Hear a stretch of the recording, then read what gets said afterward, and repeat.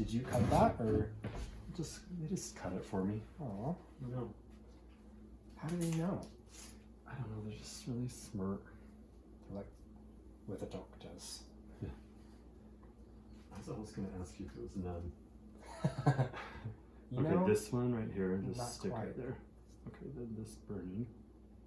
Remember this part? I do remember that part.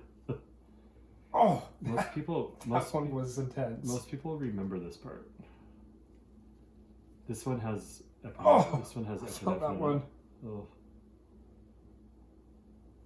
Okay, I'm gonna try to get a little bit to the sides. Get Just some maneuvers in there. yeah, just because.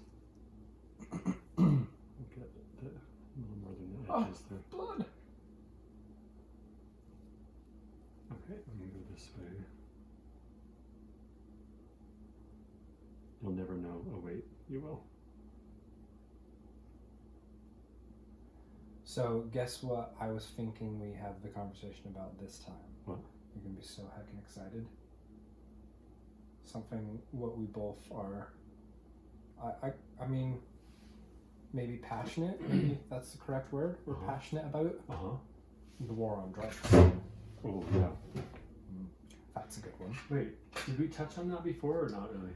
What did we talk about that was kind of like that? Kind or of was it the just... healthcare system. Oh yeah, okay. Well, where to start? Let me tell you a thing or two about the war on drugs. Okay, let me see what's going on here. Okay, so how about this?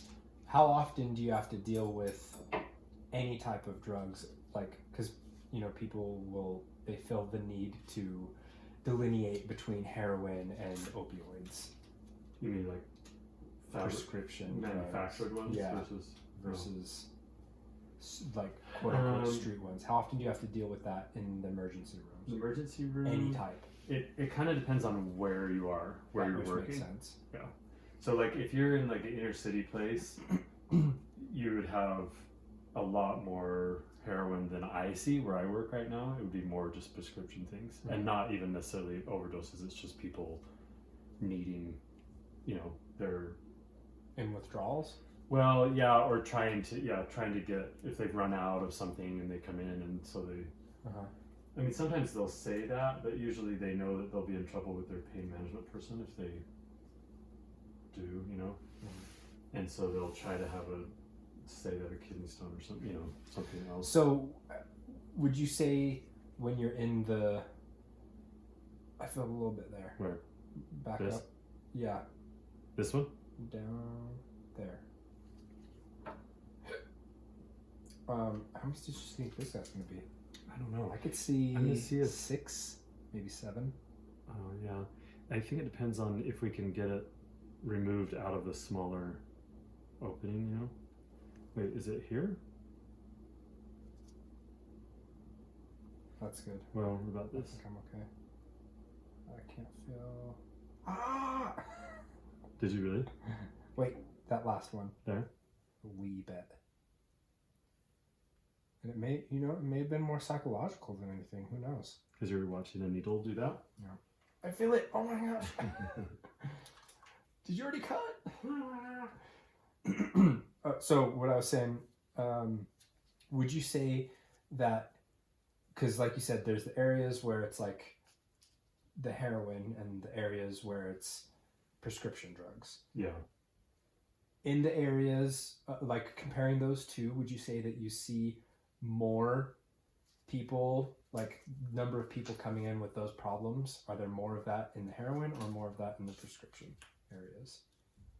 Does that make sense? You see what I'm trying to say? Who have been taking them just because they're addicted to them, or just more people coming in for any reason whatsoever?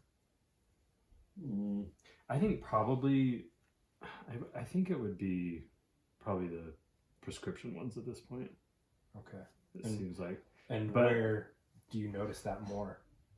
Is that more in like more affluent areas, or?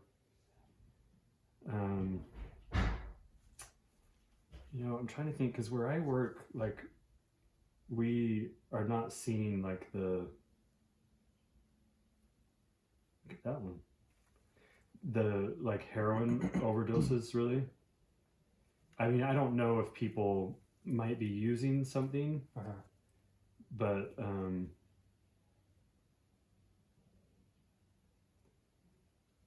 I think just now, because some people, you know, the people that start with the pills, there are a lot of people that are on like pain management. We see it, that's actually what I see a lot of people that are in like a pain management thing, but they're on opiates and either struggling because they aren't able to get as much as they want. Right, like they've need to like up their dose, but they've taken too many for whatever reason, and they're out and whatever. Yeah. I think where I am, I definitely see that more. If you're at like a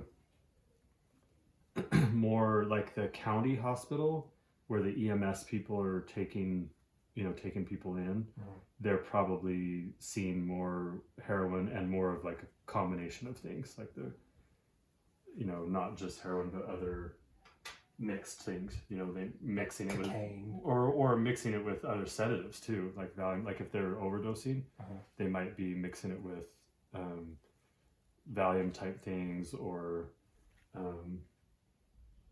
whatever, sleeping pills, alcohol, obviously. So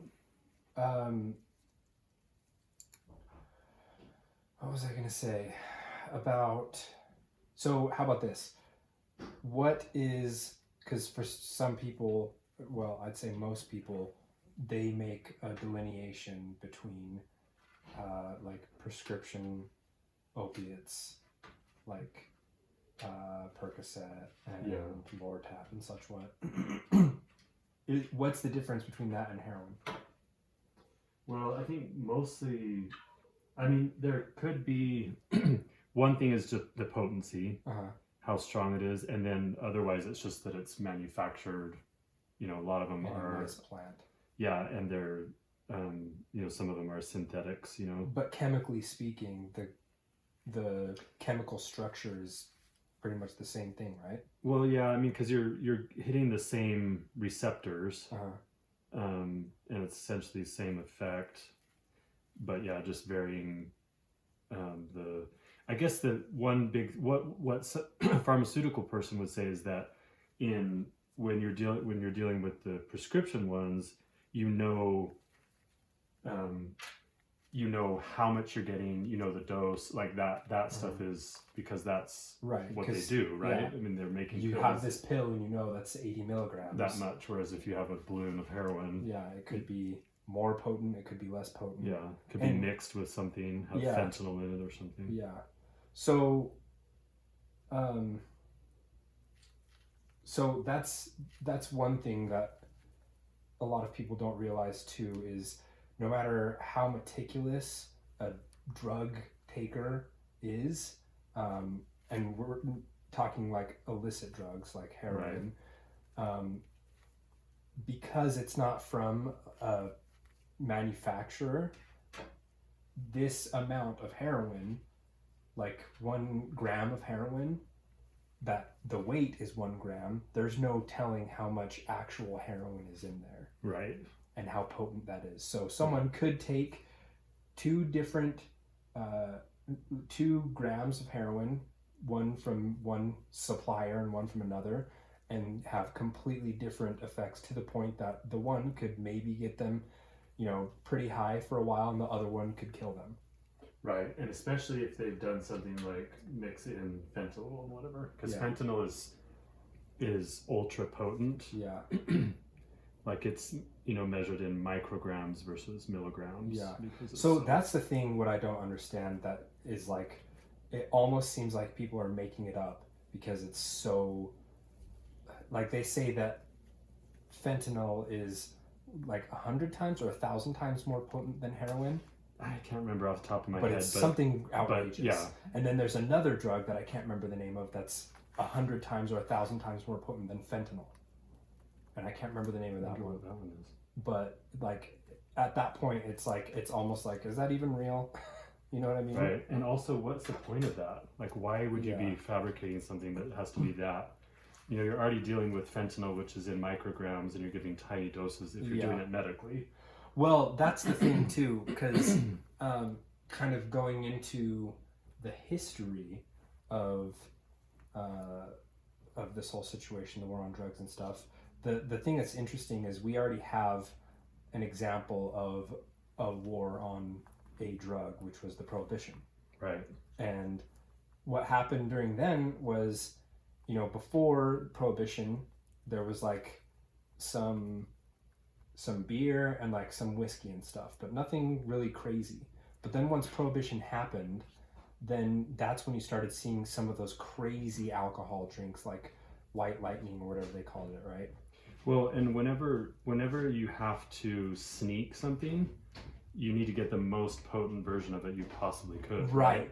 Because in the book Chasing the Scream by Johann Hari, the example that he gives is if you have one truck or one wagon, you have a fixed amount of cubic gallons or whatever that you can fit in there. Yeah. And so with let's say one wagon load, you could serve 100 people beer, but with something that's more potent, then you could serve 1,000 people with that same amount that you're shipping or whatever, Right. So because of the potency, you can serve more people with it. And so that's why like you start seeing crazy, that's why in one sense it does make sense that fentanyl is becoming more common, because you can serve much more people with the same amount, the same space amount. Right. And you just have a tiny physical amount of it that has a large effect. Yeah. That left a nice gaping hole. Yeah. Should we stuff some tissue down there? Fill it up?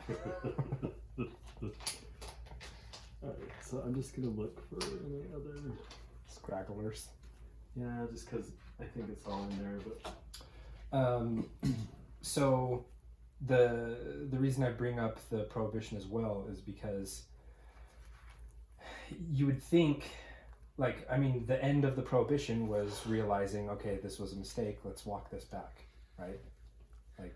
Right. It didn't work, and in fact the Prohibition caused more deaths and more crime than pre-Prohibition. That's what started getting the cartel version of alcohol gangs going and stuff. Yeah. It was like, oh look, there's a market for this, obviously. And so if we do it secretly, then we have a chance to make a lot of money. And then because it was done secretly and because the government wasn't monitoring it and what's the word I'm looking for? You know what I'm saying? Regulating. Yeah, regulating it. Then there was no standards that these people that were making these illegal drinks had to meet, so they could make them however they wanted. And there were tons of cases of people going blind, being paralyzed, and even dying from this stuff. And there was no repercussions because the government is just like, well, you shouldn't have been participating in this illegal thing. Yeah, it's illegal, so that sucks for you. Yeah. Well, yeah, they would have methanol mixed in with it. Yeah, and literally they could just do whatever they wanted. And most of the time they would try to make it so they wouldn't kill their people that were... To have repeat customers. Yeah, so they could sell it again, but ultimately there was nothing would come to them if, they killed people from it. It would just be, well, I guess we got to find more customers. Yeah. And that's now what we see with these drugs. Well, and that same principle in that book, Chasing the Scream, he talks about cocaine that way. Because he said, there are a lot of people that would have coca tea, and they just have it, they use the leaves and make tea out of it, and it's a little energy drink or whatever. Yeah. And obviously it's a tiny dose of the and they were fine doing that. Right. And they still do today.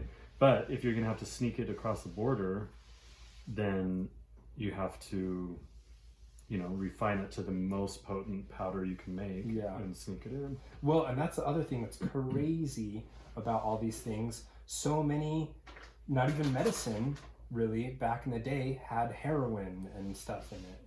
You know, it was like, and they would be called like Grandma Gracie's pick-me-up tea or whatever, and it had some heroin in it. And right, a tiny bit of opium. Yeah, a tiny bit of opium. Yeah. Yeah. It was like, and like they weren't drinking it and getting high or anything, but it was like that was what was in it. You know, it was the same stuff as heroin. Well, and even the people, I remember in that book he talks about people that were probably technically addicted because they would use it every night or whatever. But it was such a tiny amount, and they still did everything in their life. They were still functioning, had a job, so and it didn't even matter. Yeah, it was like, okay. But then once you have to, that's like the same thing as people that drink coffee. You know, people that drink coffee all the time will say, "I'm addicted," and it's like, oh, well, are you murdering people? Then, okay. Yeah, and you still work, and you. Yeah, nothing. I mean, you have bad breath, but other than that, like. You know, whatever, who cares? And your teeth might be messed up. I think coffee smells disgusting, but I do too. And the taste is gross as well. I think there have been a few times when I've been in like the coffee, like the aisle that has the actual beans, and I can tell why people like the smell, but when I smell it brewing, I do not like that It's smell. so potent. And the thing is, too, I think you'd be hard-pressed to find someone that on the first time they drink coffee, they're like, that's delicious, I'm going to have some more of that. It's probably like beer or something. Yeah. You know, So I'm just like, you know what? There's better ways to get that caffeine if that's what you really want. Better tasting. Or even have just hot chocolate with caffeine in there or something, you know? Yeah, at least it's delicious tasting. But so the other thing that's crazy that plays into the war on drugs, because all the time people are like, you know, I knew this guy and he hurt his back and he got prescribed Valium or whatever it is, some sort of opiate, and then next thing you know, he's on heroin. You know, and it's like, well, if you understand the process, it's not surprising at all that happens, because they'll become dependent upon those opiates. Which is, exactly. And that dependency only takes 6 days to happen. And the other thing that's crazy, I can't remember the name for it, it's like hyperalgesia. Oh yeah, where you're actually better off quitting the medication. Oh, while you're on it, you mean? Yeah. Oh, yeah. Where you things need are more to get the same amount. Yeah. To get no, it's overstimulating your pain receptors. Yeah, that's where things are inordinately painful. Yeah. So something that should not be painful feels very painful. So they're not, like, some people will be like, oh, they're just lying to get more drugs, and it's like, no, they are legitimately feeling this pain. Yeah. But what should have been a 5 is feeling like a 9 to them. Yeah. Because those opiates are stimulating their pain receptors. And so it's like a vicious cycle where it's like, I'm feeling pain, so I need opiates, but these opiates are causing me more pain, so I need more opiates to fix that pain that I'm truly feeling. Yeah. And it's not like, even if they had done it initially or eventually to get high, eventually they're just trying to not feel miserable. Yeah. You know, it's so hard to, of course they can't ever get like the first high again that they had, but even just a mild one, it's more just to be out of pain. And then, you know, when the doctor realizes, oh, you're addicted, then often the doctor will just cut them off completely. Right. Well, because then, they realize, oh, I'm part of this problem now. And so then these people who either are feeling legitimate pain or aren't able to function without getting high, whatever it is, then they go to the streets. And there is Valium and Percocet and all those things, OxyContin and everything on the streets that they can get, but it's costing, you know, $80 per pill. Whereas you can get heroin, that same amount can get you, you know, 10 hits of heroin. Yeah.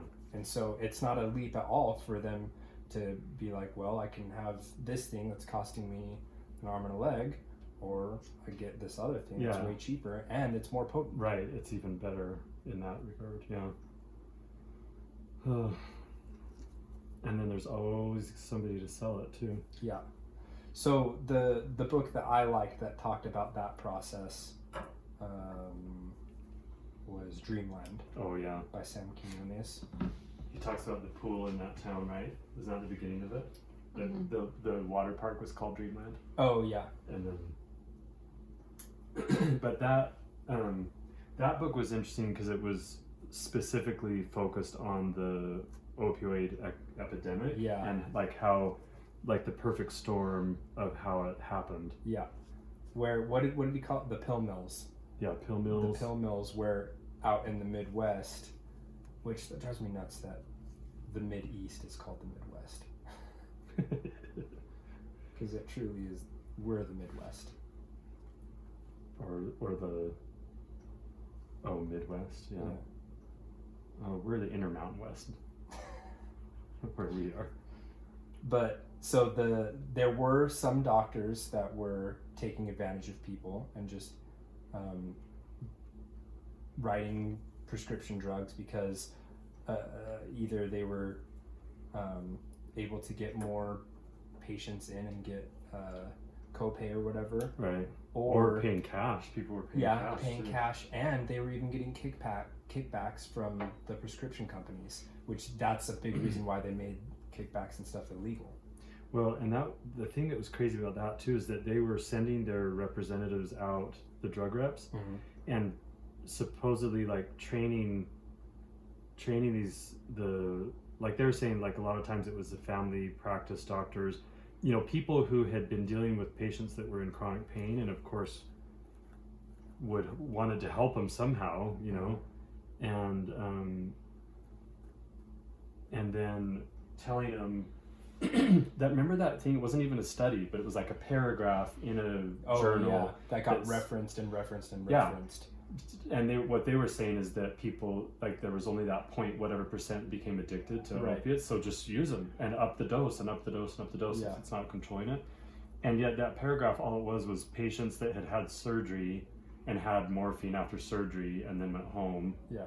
and they didn't become addicted. Yeah. So basically the most appropriate use for opiates in a surgical acute pain setting, Yeah. and then they go home. And then Well, that's because that's how you're supposed to use those. That's why people Yeah. aren't getting addicted. And that's the thing too that was crazy. So many things that were crazy. I mean, the year that OxyContin was released was the year that the campaign for pain is the fifth vital sign. Right. And I was remember pushed. that. I remember they were still, I don't remember when it started exactly, but when I was in residency, they were still talking about that. And like, the whole patient bill of rights, which that in and of itself isn't bad, but they were like acting as if it was a right to not feel any pain, Yeah. which is just unrealistic, first of all. Yeah. And then it ended up really backfiring. And if you think that that is any sort of coincidence that the year OxyContin is released is when They push that. they push that right. campaign, then that's Well, I don't know and what to say. hiring all of those reps to go out and like basically peddle it to Yeah. everyone. well, and that's the other thing that was crazy too. Like in medical school, the students were taught, hey, if you're dealing with opioids, beware because they are known to be addictive. Yeah. And so before this big campaign pushing OxyContin, medical students were already learning, hey, like anything that deals with opium Right. is dangerous. And then when OxyContin was released, the doctors were like, oh no, we created it in our factory, and so it's safe and no, but what's the word? It's created. It's formulated. it's not natural. It's what's the word? Synthetic. Oh, synthetic. Yeah, it's synthetic, and the synthetic version is not addictive. Yeah. As if the chemical makeup is somehow magically different. makes it that way. Yeah. Straighten and bend your leg. And see if bend it a lot this way. See what happens. Okay. And so then the doctors were like, oh, okay, I guess if these pharmaceutical manufacturers are telling me that it's okay, and I have all these pharmaceutical reps, especially when I go to conferences and stuff, that are telling me that this is, you know, it's the top thing on the market right now and it's safe, then I guess it's okay to start prescribing this. And so some people, and they were relieved, like, finally I can help these people that are in chronic pain for years. And that's the thing that's annoying too. A lot of people will be like, oh, it's the doctor's fault. And it's like, no, the doctors were, one, doing what they were told, and two, like you said, they were like, this is a way that I can help my patients. Yeah. And then once people started recognizing what was happening, then and like especially with like the kickbacks and stuff, then they started putting in the laws saying, you know, you can't give any sort of gifts or anything. The pharmaceutical reps can't do anything with doctors, and you can't. And then one thing that they tried to do specifically to help prohibit OxyContin just blowing up was they said that they can't refer to drugs by name. And so all that they had to do was say the best type of opiates to prescribe patients are ones that use time-release technology. And there was only one that was OxyContin. And now those companies are finally getting sued, like giant lawsuits against them. Yeah. Was it? I don't remember which one it was though. Yeah, so it's just like, I mean, we could talk for hours and hours about this. But the point that I got out of both of those books is that you might as well just make everything legal, like decriminalize it, and then spend all the money on education of young people, anybody, but starting at young ages, and then treating. You're going to have people addicted eventually, either way. Yeah. So you could maybe decrease all the violence and all the cartel stuff by decriminalizing it or making it legal, and then funnel that money to treatment programs for people that don't have good insurance or can't afford it. Yeah. And education. We're already spending so much money on the actual war, let alone the repercussions of the war. Like, it's just, that's the other thing that's infuriating, where it's like, okay, this war on drugs has been happening for this long, it still hasn't worked, let's keep hitting it with a bigger hammer. We'll double and triple and quadruple down. Let's keep doing this. It's like, something's got to change. Let's keep doing the same thing harder. Yeah. And it's like, well, if you want something to change, probably change something. Well, and that's what I think part of the problem is culturally. It's comforting to some extent to have drugs be illegal, because then, like, people that are raising their kids, that's one of the things that they can say to them, like, this is illegal, instead of talking about why do people take drugs, why does it feel good, whatever, and then what are the, you know, downsides to it, including addiction and among other things, and just teach people teach all about it. It's just like sex education or even alcohol. Yeah, I think alcohol is the perfect example, because it's, and alcohol, they've done tons of studies specifically with alcohol versus marijuana. Like, there's no argument whatsoever that alcohol is the safer of the two, because not even looking at like the effects of what happens, just if you look at the difference of what happens when people drink alcohol versus when they smoke weed, like 50% of people that are murdered are drunk, and 50% of people that commit murders are drunk, and you've never seen a person that smokes weed and then immediately wants to get into a fight. That happens all the time with alcohol. Yeah, alcohol is terrible, but again, it's still, making it illegal was pointless and made it worse. So we'd have to deal with the actual problem, which is education and like treatment. And it's easier for kids nowadays to get their hands on weed than it is for them to get their hands on alcohol, because alcohol is regulated. Yeah. It's like the logic is so stupid, where it's like, we don't want kids to get their hands on this, so let's make it illegal so we have no idea where it is or what's happening with it. Yeah. Rather than let's let's regulate this. Plus make it a tiny bit more interesting because it's illegal. Yeah. You know, like to a teenager's brain, that's kind of like. You tell me no? Well, I guess I'm gonna have to do that this. might be something I need to look into. Yeah. Yeah. Well, I think a good example too. It's a small country, but I think it's a good microcosm, like what they did in Portugal. Mm-hmm. Even just decriminalizing it made a big difference. Yeah. And then the thing that I really liked with that though was decriminalization, but then also incentivizing businesses to hire people who had gone through programs to overcome addiction. Oh yeah. Well, and they had a chance because they weren't felons. Yeah. So they could actually have hope that they could get a good job after treatment or whatever. Which, it's so stupid. We expect people to get their lives in order after being busted for drugs. Like, the system is completely set up so that once you do get busted for drugs, you're hosed for the rest of your life. Right. Like, you've got that on your record so that people can always see, no matter how good of a person you are now, you have a record that says you were a bad person. Well, and that's a cultural thing too, because here people still see drug users or people that are addicted to drugs as criminals. Yeah.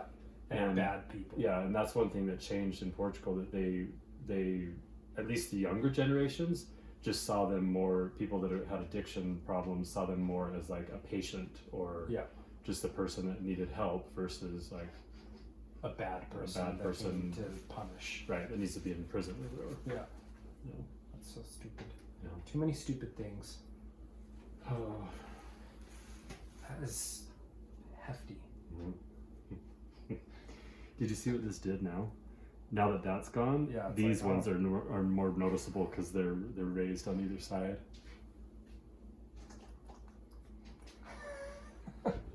Gross. It's like a weird, I don't know what it is. It's something. It's like a pancake. That's the biggest one so far. Yeah, by far. Yeah.